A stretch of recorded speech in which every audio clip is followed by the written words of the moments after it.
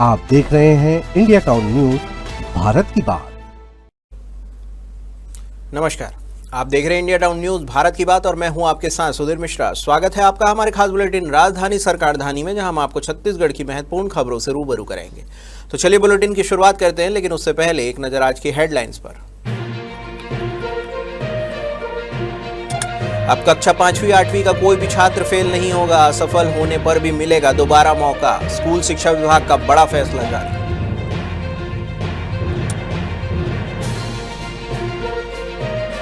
कोहनिया तालाब में नाबालिग से मजदूरी का आरोप, मनरेगा कार्य में बाल श्रम का खुलासा, छोटे बच्चों से मजदूरी, प्रशासन चुप।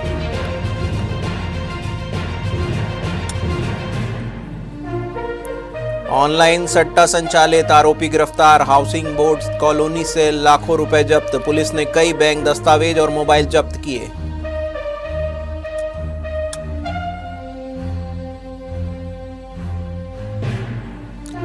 राजिम कुंभ कल्प का भव्य समापन, सीएम विष्णु देव साय ने की पूजा अर्चना, 600 संत और 200 विदेशी बने साक्षी।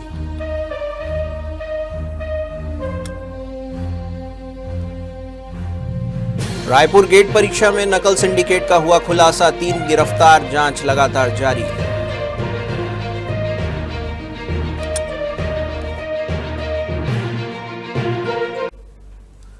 तो चलिए खबरों की शुरुआत करते हैं राजधानी की खबरों से। छत्तीसगढ़ में 5वीं 8वीं कक्षा की वार्षिक परीक्षा का टाइम टेबल जारी हो गया है। 5वीं कक्षा की वार्षिक परीक्षा 16 मार्च से शुरू होगी, जबकि 8वीं कक्षा की परीक्षा 17 मार्च से आयोजित की जाएगी। दोनों कक्षाओं की परीक्षाएं सुबह 9 बजे से प्रारंभ होगी, लेकिन इससे पहले स्कूल शिक्षा विभाग ने एक बड़ा फैसला लिया है। आपको बता दें कि स्कूल शिक्षा विभाग ने 5वीं और 8वीं की केंद्रीकृत परीक्षा को लेकर स्पष्ट किया है कि इस साल किसी भी बच्चे को फेल नहीं किया जाएगा। विभाग के फैसले के मुताबिक अगर कोई छात्र मुख्य परीक्षा में सफल नहीं हो पाता है तो उसे सप्लीमेंट्री परीक्षा का मौका दिया जाएगा।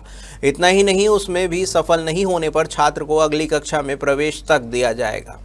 आपको बता दें कि छत्तीसगढ़ में इसी सत्र से 5वीं और 8वीं की केंद्रीकृत परीक्षा आयोजित की जाएगी।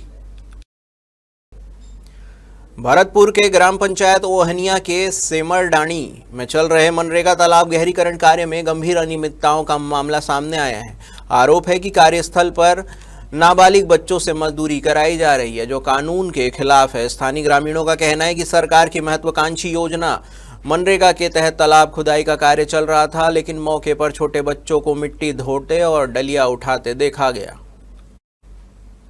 दरअसल सरकारी नियमों के तहत किसी भी मनरेगा कार्य में 18 वर्ष से कम आयु के व्यक्ति को मजदूरी कराना पूर्ण रूप से प्रतिबंधित है।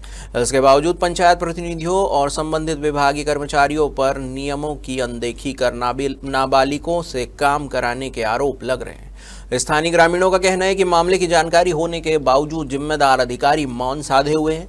कार्यस्थल पर निगरानी का अभाव साफ दिखाई दे रहा है, जिससे योजना की पारदर्शिता और उद्देश्य पर सवाल खड़े हो रहे हैं। अंततः यह सिर्फ नियमों की अनदेखी का मामला नहीं, बल्कि हमारी सामाजिक संवेदनाओं और नैतिक जिम्मेदारी का भी आईना है।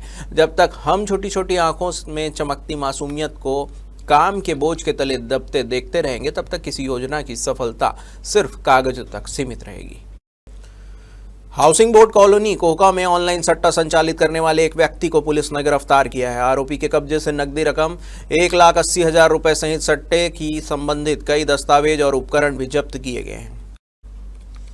दरअसल तिल्दा नेवरा पुलिस टीम को सूचना मिली थी कि T20 वर्ल्ड कप क्रिकेट के दौरान कॉलोनी में एक मकान में ऑनलाइन क्रिकेट सट्टा चल रहा था। नेवरा थाना प्रभारी रमाकांत तिवारी के नेतृत्व में पुलिस ने मकान में छापा मारा। छापे के दौरान जितेंद्र बिरला को गिरफ्तार किया गया। इस दौरान पुलिस ने आरोपी के कब्जे से 3 नग mobile phone, 20 bank passbook, 10 chequebook, 14 ATM card और 2 Aadhaar card, 1 PAN card, 1 driving licence, सट्टा से संबंधित हिसाब किताब की 6 कॉपियां, 1 डॉट पेन और 1 कैलकुलेटर तक बरामद किया। आरोपी के खिलाफ थाना तिल्दा नेवरा में मामला दर्ज किया गया है। इसके अलावा आरोपी के बैंक खाते की जांच की जा रही है और मामले में शामिल अन्य आरोपियों के बारे में भी पूछताछ लगातार जारी है।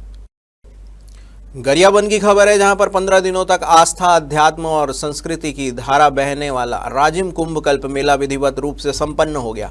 समापन समारोह में प्रदेश के मुख्यमंत्री विष्णुदेव साय शामिल हुए। समापन समारोह में देश भर से आए साधु संतों के साथ मंत्री राजेश अग्रवाल, दयालदास बघेल और विधायक रोहित साहू भी उपस्थित रहे। इस दौरान मुख्यमंत्री ने पवित्र तीर्थ स्थल राजीव लोचन मंदिर और कुलेश्वर महादेव मंदिर में पूजा अर्चना कर प्रदेशवासियों की सुख समृद्धि की कामना की। इसके बाद वे महानदी की भव्य गंगा आरती में शामिल हुए, जहां श्रद्धालुओं की भारी भीड़ उमड़ी। आपको बता दें कि इस वर्ष कुंभ कल्प में 10 अखाड़ों के लगभग 600 साधु संतों ने भाग लिया था। वहीं करीब 200 विदेशी सैलानी भी मेले का हिस्सा बने। मुख्यमंत्री ने अपने संबोधन में कहा है कि आने वाले वर्षों में राजिम कुंभ कल्प को और अधिक भव्य और दिव्य स्वरूप दिया जाएगा।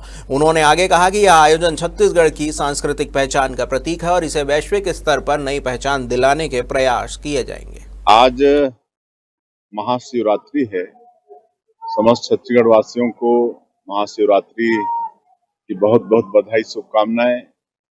और आज राजिम कुंभ कल्प 2026 का समापन भी हो रहा है और आज इस अवसर पर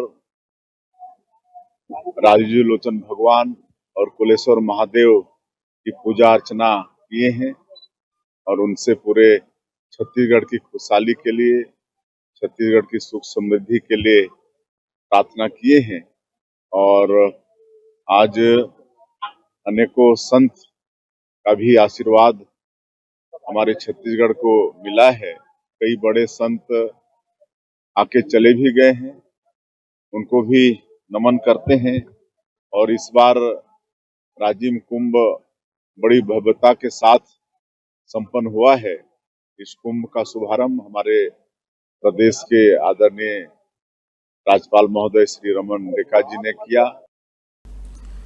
राष्ट्रीय स्तर की गेट परीक्षा में रायपुर के सामने आए नकल कांड में एक संगठित सिंडिकेट का खुलासा हुआ है। पुलिस जांच में पता चला है कि इस पूरे नेटवर्क का संचालन हरियाणा में बैठा एक मास्टरमाइंड कर रहा था।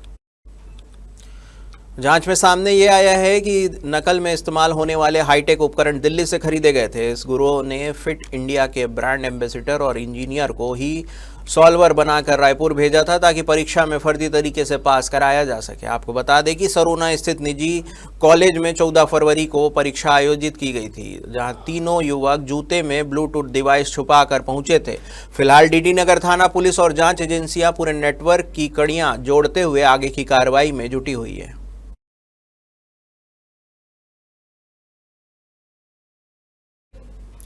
वक्त हो चुका है एक छोटे से ब्रेक का। बने रहिए इंडिया टाउन न्यूज के साथ। कभी कभी चेहरे का छुपा दर्द दुनिया नहीं देख पाती है। दाग, मुहासे, झाइयां सब आपके आत्मविश्वास को कम कर देता है, पर अब नहीं, क्योंकि Rukhsana glow and fair face pack जो दे आपकी स्किन को वो प्यार जो सिर्फ प्रकृति दे सकती है। हर लेयर को साफ करे, हर दाग को करे हल्का और आपकी मुस्कान फिर से लौटाए। Because you deserve to glow naturally. Rukhsana herbal beauty product Amazon, Meesho और फ्लिपकार्ट में भी उपलब्ध। ब्रेक के बाद आपका स्वागत है। चलिए बढ़ते हैं अगली खबर की ओर। T20 वर्ल्ड कप के सबसे बड़े मुकाबले में भारत ने पाकिस्तान को 61 रन से हराकर लगातार तीसरी जीत दर्ज की। रोमांच से भरे इस मैच में भारतीय गेंदबाजों ने शानदार प्रदर्शन किया।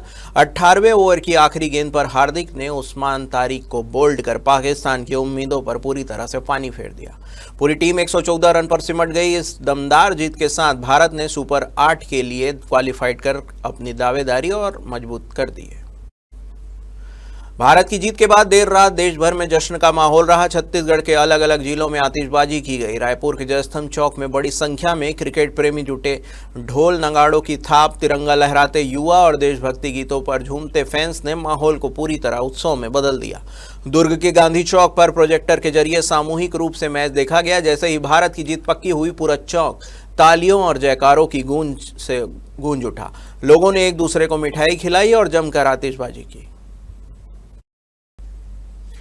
छत्तीसगढ़ सरकार का बजट 24 फरवरी को विधानसभा में पेश किया जाएगा। इसकी जानकारी वित्त मंत्री ओपी चौधरी ने दी है। उन्होंने बताया कि राज्य विधानसभा का बजट सत्र 23 फरवरी से शुरू हो रहा है और अगले दिन 24 फरवरी को बजट पेश किया जाएगा। ज्ञान गति के बाद इस बार भी नई थीम के साथ बजट पेश किया जाएगा। आपको बता दें कि वित्त मंत्री ओपी चौधरी ने कहा है कि इस बार का बजट महिलाओं, युवाओं और किसानों को ध्यान में रखकर तैयार किया जा रहा है। इसमें सभी वर्गों को ध्यान में रखा गया। उन्होंने बताया कि सरकार की प्राथमिकता है कि बजट के माध्यम से प्रदेश के विकास को गति मिले और जनहित योजनाओं को और मजबूत किया जाए। बता दें कि बजट सत्र 23 फरवरी से शुरू होगा, जो 20 मार्च तक चलेगा। इस दौरान कुल 15 बैठकें होगी। सत्र के पहले दिन राज्यपाल रमेन डेका सदन को संबोधित करेंगे। उनके अभिभाषण के साथ बजट सत्र की शुरुआत होगी। प्रदेश में पुराने वाहनों की खरीदी बिक्री पर लग रहा 1% टैक्स जल्द ही खत्म होगा। अभी ट्रक, बाइक, कार सहित सभी तरह के पुराने वाहनों की बिक्री पर परिवहन विभाग यह टैक्स वसूल रहा है। हद तो यह है कि वाहन चाहे 10 साल 15 साल पुराना हो, उस पर शोरूम कीमत के अनुसार टैक्स लिया जा रहा है। गाड़ियों की खरीदी बिक्री की सीमा भी तय नहीं है। इसका असर पुरानी कार खरीदने वालों पर ज़्यादा पड़ रहा है। इस टैक्स से सामान्य गाड़ियों की कीमत 5,000 से 10,000 तक बढ़ जा रही है। परिवहन विभाग ने करीब 4 माह पहले पुरानी गाड़ियों पर टैक्स वसूली शुरू की है। परिवहन विभाग के ऑनलाइन सिस्टम में 1% टैक्स को अपडेट कर दिया गया है। इस नए सिस्टम के लागू होने से वाहन 10 लाख का होने पर 10,000 रुपये टैक्स लग रहा है। टैक्स अदा किए बिना वाहन मालिक का नाम ट्रांसफर ही नहीं हो रहा है। 1% टैक्स की वसूली वाहन के शोरूम की कीमत जितनी है। हालांकि परिवहन विभाग के कुछ अधिकारी शुरू से मान रहे हैं कि ये अटपटा निर्णय है। राजधानी रायपुर के लाभांडी स्थित आबकारी भवन में लगी आग की घटना को लेकर यूथ कांग्रेस प्रदर्शन करेगी। संगठन ने आबकारी विभाग में संगठित भ्रष्टाचार और कर्मचारियों के वेतन घोटाले का आरोप लगाते हुए प्रशासन को ज्ञापन सौंपने का ऐलान किया है। आपको बता दें कि यूथ कांग्रेस नेताओं का कहना है कि विभाग में लंबे समय से वेतन कटौती और वित्तीय गड़बड़ियों की शिकायत सामने आ रही थी। अब आग की घटना के बाद से संदेह और भी गहरा आ गया है। संगठन का कहना है कि वे प्रशासन से सवाल करेंगे कि कर्मचारियों के वेतन में कटौती किसके आदेश पर की गई और कटे हुए पैसे का हिसाब कहाँ है। जानकारी के अनुसार जिस सेक्शन में आग लगी है वहीं सोमवार से निगम में आय व्यय से जुड़ा हुआ ऑडिट प्रस्तावित था। भारत की मौजूदा अर्थव्यवस्था को लेकर पूर्व मुख्यमंत्री भूपेश बघेल ने केंद्र सरकार पर निशाना साधा। उन्होंने हमला करते हुए कहा है कि पूर्व प्रधानमंत्री मनमोहन सिंह के कार्यकाल में भारत कितना कर्जदार था और मौजूदा समय में यह कितना है, इसकी तुलना कर ले। भूपेश बघेल ने दावा करते हुए कहा है कि देश पर 2014 से पहले जितना कर्ज था वह अब 3 गुना ज्यादा है। डिप्टी सीएम साहब ने कांग्रेस जिला अध्यक्षों की परफॉर्मेंस को लेकर दिए बयान पर भी पूर्व सीएम बघेल ने पलटवार किया। उन्होंने कहा कि अरुण साव अपने प्रदेश अध्यक्ष के रूप में जो वादे किए थे सभी की समीक्षा करें। पहले देख लें कि वह कितने वादों पर खरा उतरे और क्या नहीं कर पाए। कांग्रेस को सीख देने की कोशिश ना करें।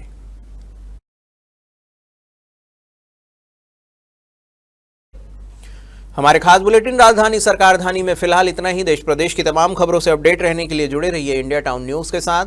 नमस्कार। आप देख रहे हैं इंडिया टाउन न्यूज, भारत की बात।